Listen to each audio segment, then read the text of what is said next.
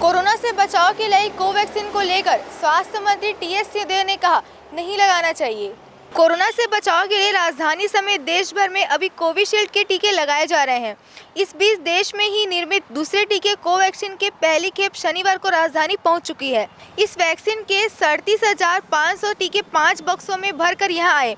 इसे state vaccine store में रखा गया, लेकिन देर शाम स्वास्थ्य मंत्री टीएस सिंहदेव ने 2 टूक कह दिया है कि इस वैक्सीन को अभी नहीं लगाना चाहिए क्योंकि इसका क्लिनिकल ट्रायल ही पूरा नहीं हुआ है। उनके बयान के बाद हेल्थ अफसरों ने भी साफ कह दिया कि जब तक शासन का निर्देश नहीं मिलता कोवैक्सीन स्टोर में ही रहेगी।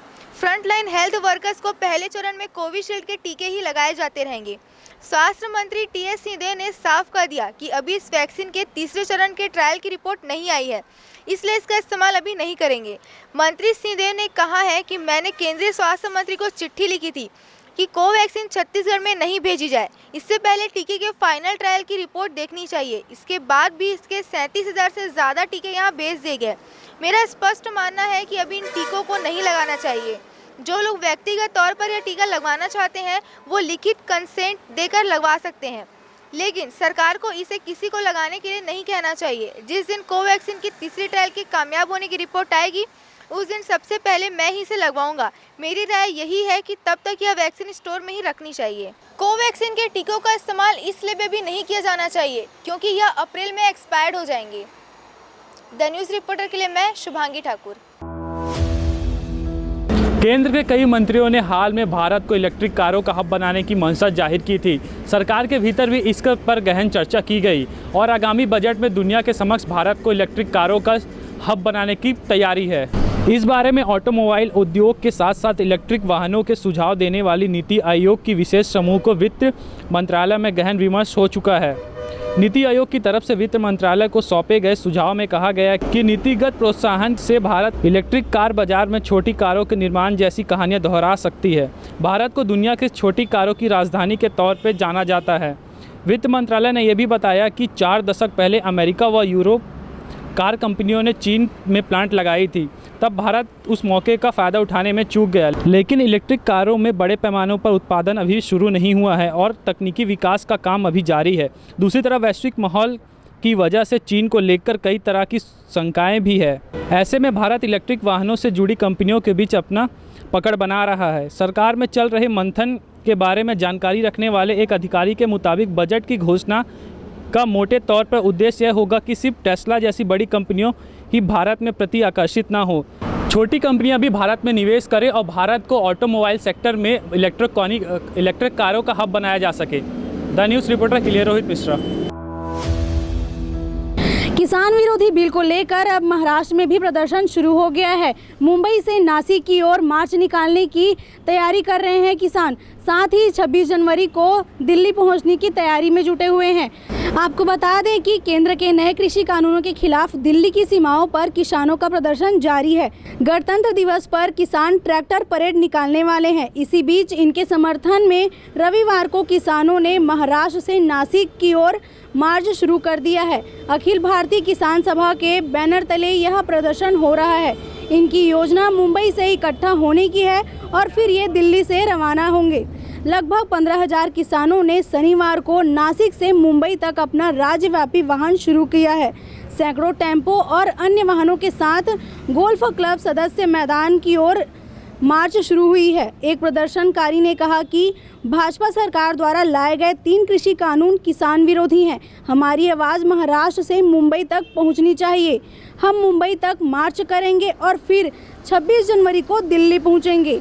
ठाणे, नासिक, पालघर और अहमदनगर जैसे कम से कम 23 जिलों के किसान हमारे साथ मार्च में शामिल हुए हैं। गणतंत्र दिवस के अवसर पर किसान गणतंत्र परेड में हिस्सा लेने के लिए देश भर के किसान दिल्ली की ओर मार्च कर रहे हैं। पंजाब, हरियाणा और राजस्थान से ट्रैक्टर टिकरी बॉर्डर पर पहुंच गए हैं। संयुक्त किसान मोर्चा यानी SKM ने किसानों को 23 से 26 जनवरी तक आंदोलन में भाग लेने के लिए कहा है। दोनों ही पक्षों के बीच कई बार वार्ता हो चुकी है, लेकिन अब तक कोई समाधान नहीं निकल सका है। फिलहाल के लिए सुप्रीम कोर्ट ने इस पर रोक लगा दी है, लेकिन देखना ये होगा कि नतीजा क्या निकलकर सामने आता है। द न्यूज़ रिपोर्टर के लिए कमलेश्वरी साहू।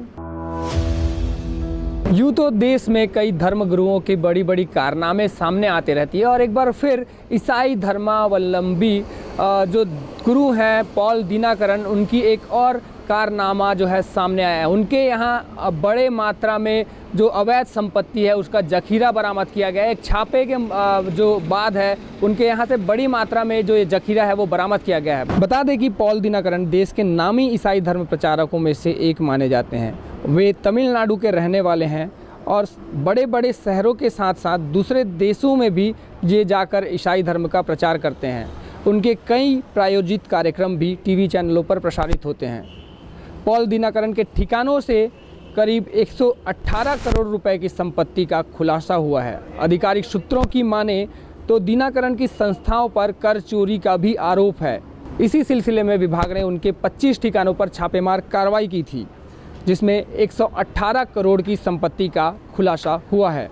निश्चित तौर पर एक कार्रवाई एक बड़ी कार्रवाई मानी जा सकती है। जिस तरह से बात करें 118 करोड़ रुपए के अवैध संपत्ति का यहाँ पर जो खुलासा यहाँ पर छापेमार कार्रवाई में हुआ है, उस खुलासे के बाद 4 से 5 किलो तक के सोने भी वहाँ से बरामद किए गए हैं।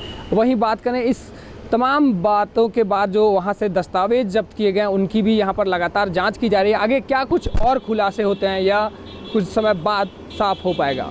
द न्यूज़ रिपोर्टर के लिए अंकित मिश्रा की रिपोर्ट। राहुल गांधी का संघ पर निशाना। कांग्रेस नेता ने कहा कि आरएसएस पुरुषवादी है या महिलाओं का सम्मान नहीं करता। कांग्रेस नेता राहुल गांधी ने तमिलनाडु में होने वाले विधानसभा चुनाव के लिए प्रचार अभियान की शुरुआत शनिवार को की है।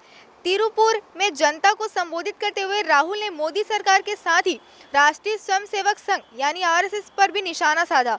राहुल ने कहा कि आरएसएस में शुरुआत से ही महिलाओं से भेदभाव होता आ रहा है। वे महिलाओं का सम्मान नहीं करते, अगर करते तो संगठन में महिलाओं को भी शामिल करते। दुर्भाग्य से देश को कंट्रोल करने वाला यह संगठन फासिस्ट है, पुरुषवादी है। तमिलनाडु में अप्रैल मई में चुनाव होने हैं। राहुल 3 दिन के तमिलनाडु दौरे पर है। उन्होंने इसकी शुरुआत कोयम्बटूर में रोड शो से की। इस दौरान उन्होंने प्रधानमंत्री पर निशाना साधते हुए कहा, नरेंद्र मोदी एक एक कर हर उस चीज को बेच रहे हैं जो देश की जनता से जुड़ी है। मोदी ने बड़े कारोबारियों के साथ साझेदारी कर ली है और वह सब कुछ बेच दिया जो लोगों का था। राहुल ने कारोबारियों से बातचीत में जीएसटी का मुद्दा उठाया। उन्होंने कहा कि यह जब हम सत्ता में आएंगे तो जीएसटी को रिस्ट्रक्चर करेंगे। राहुल पहले भी कह चुके हैं कि मोदी सरकार ने सही तरीके से जीएसटी को लागू नहीं किया। राहुल ने जीएसटी की नाकामी को जीडीपी में गिरावट की बड़ी वजह बताई है। अब देखना यह होगा कि राहुल गांधी के इस बयान पर राष्ट्रीय स्वयंसेवक संघ यानी आरएसएस की क्या प्रतिक्रिया सामने आती है। द न्यूज़ रिपोर्टर के लिए मैं शुभांगी ठाकुर। छत्तीसगढ़ी भाषा भी अब ग्लोबल होगी। अमेरिका में रह रहे छत्तीसगढ़ी संगठन नाचा ने इसकी पहल की है। नाचा यानी north Indian American Chhattisgarh association ने छत्तीसगढ़ शब्दकोश का राष्ट्रीय और अंतर्राष्ट्रीय भाषाओं में अनुवाद करने की शुरुआत की है। इसे छत्तीकोश नाम दिया है। छत्तीसगढ़ी भाषा को अंतर्राष्ट्रीय पहचान दिलाने का लक्ष्य नाचा ने रखा है। नाचा ने 2021 के लिए छत्तीसगढ़ी भाषा को अंतर्राष्ट्रीय पहचान दिलाने का लक्ष्य तय किया है। इसके साथ ही संगठन देश में छत्तीसगढ़ी को भाषा का दर्जा दिलाने के लिए संविधान की 8वीं अनुसूची में शामिल करने का भी लक्ष्य रखा है। छत्तीसगढ़ी कला और संस्कृति को अंतर्राष्ट्रीय मंच पर बढ़ावा देने के लिए नाचा की एक और पहल की गई है। छत्तीसगढ़ की कला और संस्कृति को अंतर्राष्ट्रीय मंच पर बढ़ावा देने के लिए नाचा न केवल बल्कि दुनिया के अन्य देशों में भी कार्यक्रम का आयोजन कर रही है। नाचा की कार्यकारी अध्यक्ष गणेश कर का कहना है कि नाचा न केवल छत्तीसगढ़ी को अंतर्राष्ट्रीय स्तर पर पहचान दिलाने की कोशिश कर रहे हैं, बल्कि देश में छत्तीसगढ़ को संविधान की 8वीं सूची में शामिल करने का भी हमने लक्ष्य रखा है। इसके लिए जल्द ही एक कार्य समिति बनाई जाएगी। कार्य समिति के सदस्य दूसरे संगठनों और जनप्रतिनिधियों के साथ मिलकर इससे संयुक्त प्रयास करेंगे।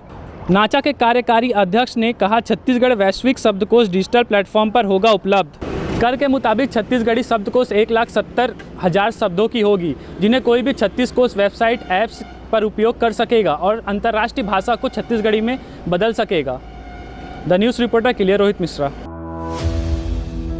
छत्तीसगढ़ में कांग्रेस की सरकार बनते ही मुख्यमंत्री भूपेश बघेल ने एक अभूतपूर्व फैसला लिया था, जिसके मुताबिक राज्य के सभी लघु वनोपज जो फसल हैं उनकी खरीदी समर्थन मूल्य पर की जाएगी। कुल 52 ऐसे फसल थे जिनकी खरीदी समर्थन मूल्य पर की जाएगी, जिसका अब एक बेहतर फल निकल कर सामने आया, जिसमें देश की बात करें तो देश की 73% लघु वनोपज की खरीदी छत्तीसगढ़ में की गई है, जिसमें छत्तीसगढ़ को पहले नंबर के स्थान की प्राप्ति हुई है। छत्तीसगढ़ देश का एकमात्र राज्य है जहां 52 प्रकार के लघु वनोपजों को समर्थन मूल्य पर क्रय किया जा रहा है। इससे वनवासियों एवं वनोपज संग्राहकों को सीधा लाभ मिल रहा है। छत्तीसगढ़ सरकार ने लघु वनोपजों की खरीदी की व्यवस्था के साथ साथ अब इसके वैल्यू एडिशन की दिशा में भी तेजी से पहल शुरू कर दी है।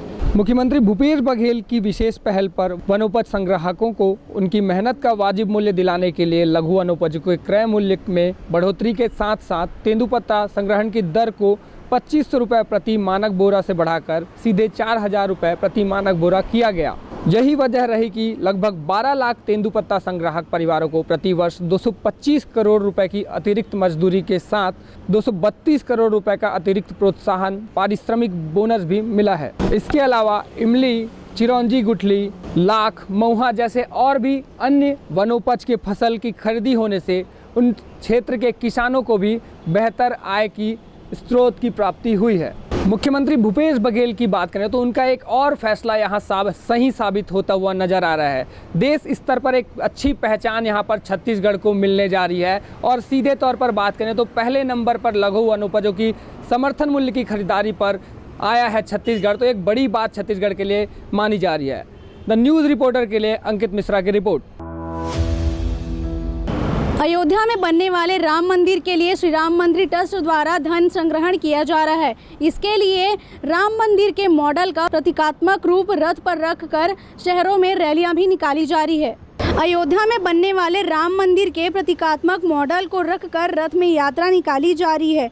आयोजक यह देखकर हैरान रह गए हैं कि सुबह 8 बजे से रथ का पहिया शुरू होता है तो रात के 11 बजे तक चलते रहता है।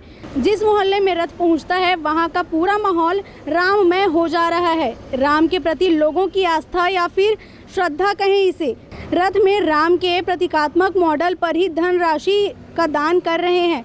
आपको बता दें कि बीते 8 दिनों में लगभग 6 लाख रुपए का दान रथ में किया जा चुका है। राम मंदिर निर्माण के लिए धन संग्रहण के पहले लोगों को जागृत करने के लिए ट्रस्ट में शहरी क्षेत्रों में रथ निकालने का निर्णय लिया गया है।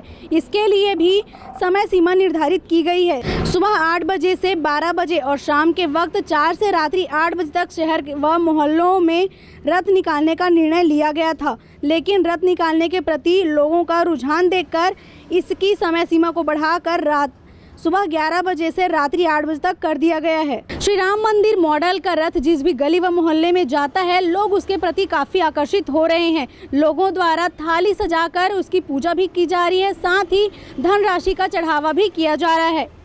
द न्यूज़ रिपोर्टर के लिए मैं कमलेश्वरी साहू। किसानों की ट्रैक्टर रैली पर सस्पेंस अभी भी बना हुआ है। यूं तो किसानों ने कहा है कि पुलिस से उन्होंने मंजूरी ले ली है, लेकिन पुलिस का कहना है कि किसानों ने उन्हें रूट अभी तक नहीं बताया है।